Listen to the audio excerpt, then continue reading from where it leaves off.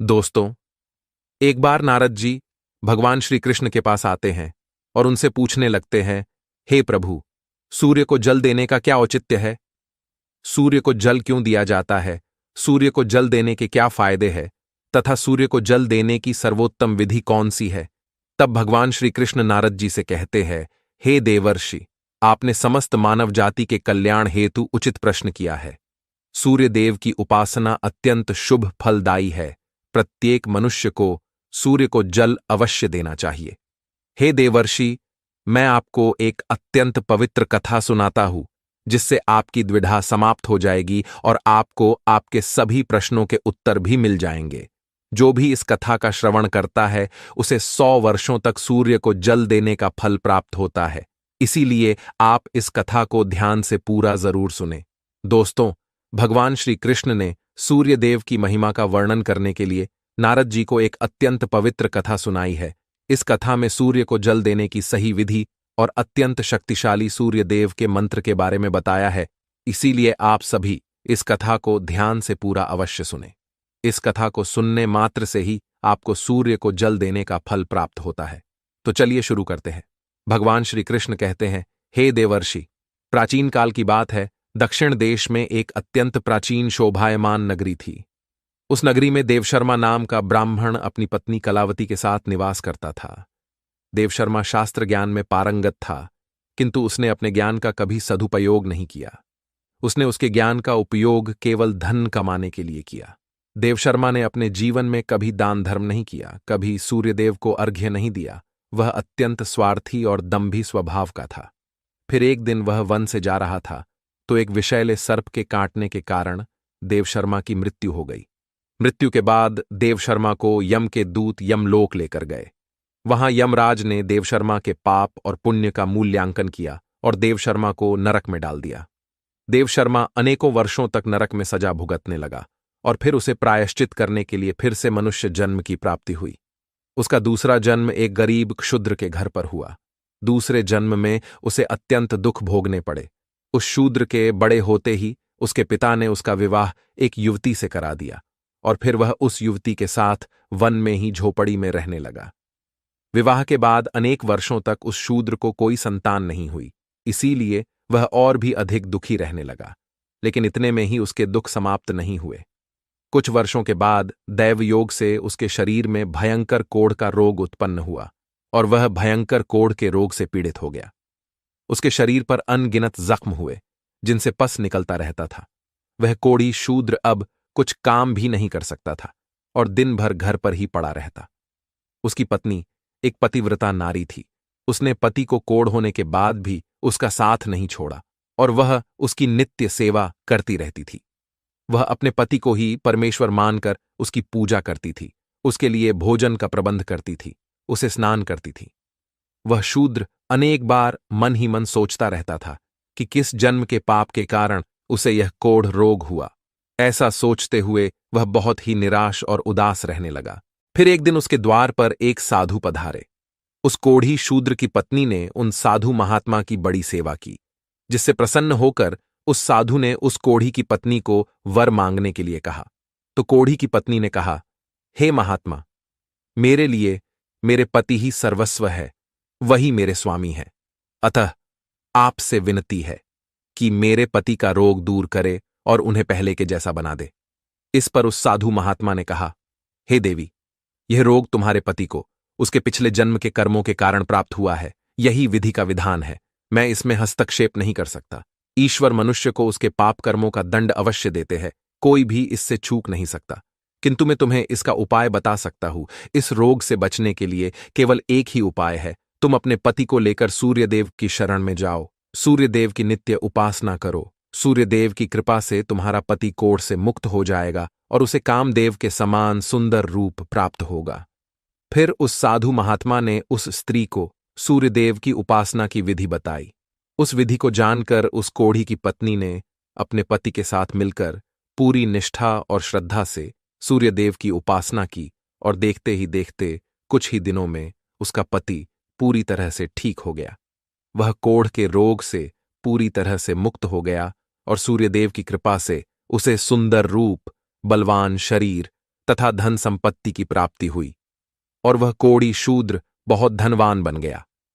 हे नारद, अब मैं तुम्हें सूर्यदेव को प्रसन्न करने की विधि और मंत्र के बारे में बताता हूं, जिसे करने से मनुष्य के सभी रोग नष्ट होते हैं, उसे उत्तम स्वास्थ्य और सुख समृद्धि की प्राप्ति होती है।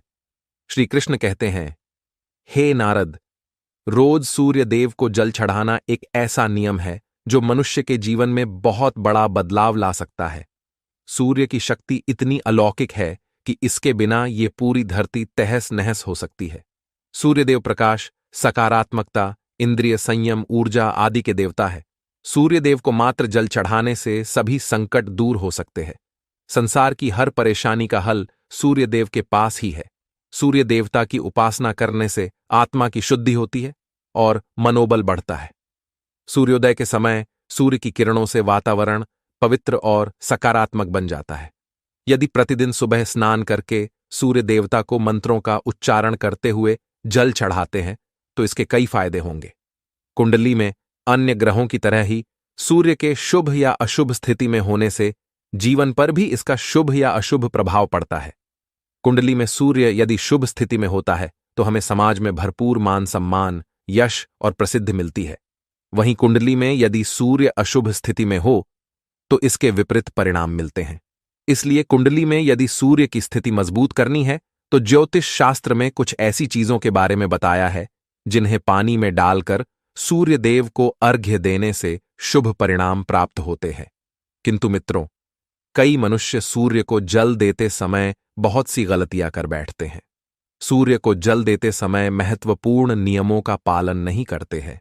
गलत तरीके से अर्घ्य देकर सूर्यदेव का अपमान नहीं करना चाहिए, अन्यथा मनुष्य को कई कष्टों का सामना करना पड़ सकता है। साथ ही केवल सूर्य को जल देने से फल की प्राप्ति नहीं होती है। सूर्य को जल देते समय विधि का पालन करते हुए सूर्यदेव के मंत्र का जाप करना भी आवश्यक है। तभी सूर्य को जल देने का फल मनुष्य को प्राप्त होता है। शास्त्रों के अनुसार सूर्यदेव अप्रसन्न होने पर मनुष्य की बुद्धि का नाश हो जाता है। उसे चारों ओर से अपमान का सामना करना पड़ता है। ऐसे व्यक्ति की आंखों की रोशनी चली जाती है और उसे उच्चिष्ट भोजन प्राप्त होता है। फल स्वरूप व्यक्ति की विद्या नष्ट हो जाती है। उसकी स्मरण शक्ति कमजोर होती है। पिता पुत्र में अकारण ही वाद विवाद होने लगता है। सूर्य देवता रूठ जाने पर व्यक्ति पर गलत इल्जाम लगते हैं और उसके हाथ से अनजाने में कई अपराध हो जाते हैं। इसीलिए व्यक्ति को अनिष्ट कार्य करके सूर्यदेव को रुष्ट नहीं करना चाहिए। सबसे पहले मैं तुम्हें सूर्य को अर्घ्य देने का अर्थ बताता हूं। सूर्य को अर्घ्य देने से तात्पर्य यह है कि सूर्य देवता को भक्ति भाव से जल अर्पण करना। यह जल दोनों हाथों की ओंजल बनाकर या तांबे के पात्र में शुद्ध जल भरकर उसे सूर्य देवता को समर्पित करें।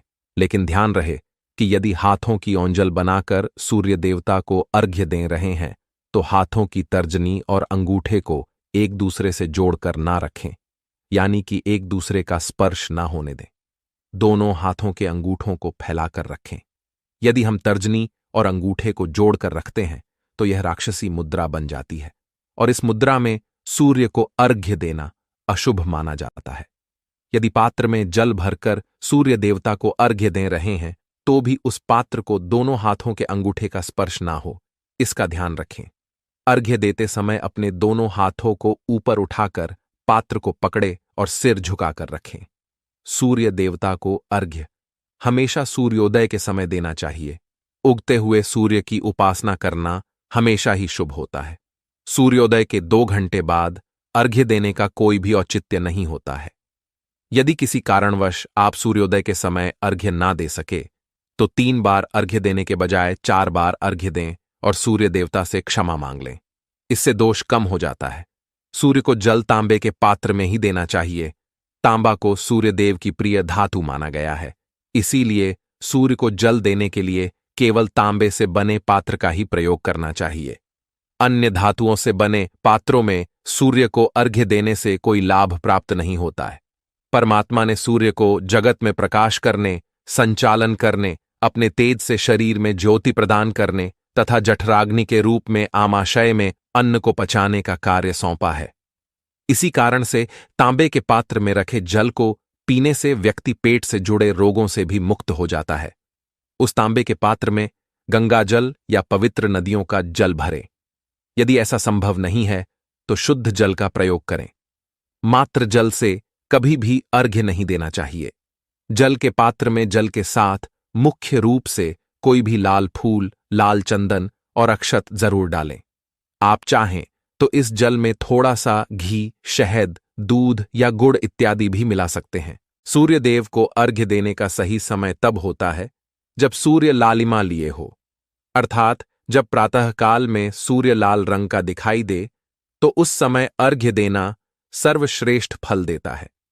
यदि किसी मनुष्य ने सूर्य को अर्घ्य देने का संकल्प लिया है तो यह संकल्प कभी नहीं तोड़ना चाहिए। जितने दिनों का भी संकल्प लिया हो उतने दिन सूर्य को अर्घ्य अवश्य देना चाहिए। यदि संकल्प को पूरा नहीं कर सकते तो ऐसा संकल्प नहीं करना चाहिए, इससे सूर्यदेव रुष्ट हो जाते हैं। दोस्तों, भगवान श्री कृष्ण ने सूर्यदेव को जल देने का मंत्र बताया है, जिसका उच्चारण अवश्य ही करना चाहिए। वह मंत्र इस प्रकार है: ओम खकोलकाय नमः। इसके अलावा ओम घृणी सूर्याय नमः। इस मंत्र का जाप भी कर सकते हैं। इस मंत्र का उच्चारण करके सूर्य को जल देने से दरिद्रता का अंत होता है और व्यक्ति को सुख समृद्धि की प्राप्ति होती है। श्री कृष्ण कहते हैं, हे वत्स, सूर्यदेव की महिमा अपरंपार है और प्रतिदिन ही हमें उनका आभार मानना चाहिए। परंतु मुख्य रूप से रविवार का दिन सूर्य देवता का दिन माना जाता है। इसलिए कुंडली से सूर्य दोष को दूर करने के लिए रविवार के दिन विशेष रूप से सूर्य देवता का उपवास रखना चाहिए और सूर्य से संबंधित वस्तुओं का दान करना चाहिए। सूर्यदेव से संबंधित वस्तुएं हैं तांबा, गेहूं, गुड़, चंदन तथा पीले रंग के वस्त्र आदि। इन वस्तुओं का रविवार के दिन दान करने से व्यक्ति के सभी दुखों का अंत होता है। यदि व्यक्ति बीमार है अथवा घर में सूतक है या अन्य कोई समस्या है जिसके कारण वह सूर्य देव को अर्घ्य नहीं दे पा रहे हैं, तो इसके लिए शास्त्रों में मानस पूजा का प्रावधान किया गया है, अर्थात अपने मन में ही सूर्य देव को अर्घ्य दे सकते हैं। सूर्योदय पूर्व दिशा से होता है और यदि किसी कारणवश सूर्य देवता दिखाई नहीं दे रहे हैं तो उनका मन ही मन स्मरण करके पूर्व दिशा की ओर मुख करके उन्हें अर्घ्य दे सकते हैं। लेकिन कभी भी सूर्य को अर्घ्य देने का संकल्प न छोड़े। तो दोस्तों, इस प्रकार से भगवान श्री कृष्ण ने सूर्यदेव को अर्घ्य देने की विधि, सूर्यदेव को अर्घ्य देने का मंत्र बताया है। उम्मीद है आपको यह कथा और जानकारी अच्छी लगी होगी। तो वीडियो को लाइक जरूर करें और कमेंट में जय सूर्यदेव और जय श्री कृष्ण जरूर लिखें। साथ ही चैनल को